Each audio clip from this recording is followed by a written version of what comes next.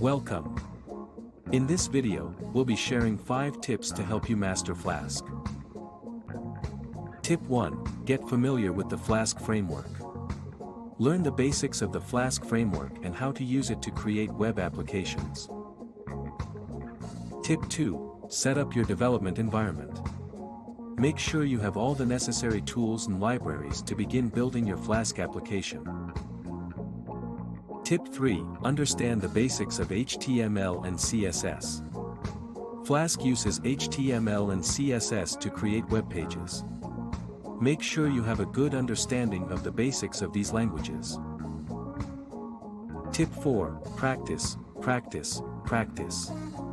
Building a good Flask application takes time and practice, so make sure you spend time coding and experimenting to get better. Tip 5. Read the Flask documentation. The Flask documentation is a great resource for learning more about the framework and getting answers to any questions you may have. Thanks for watching. We hope these tips help you master Flask.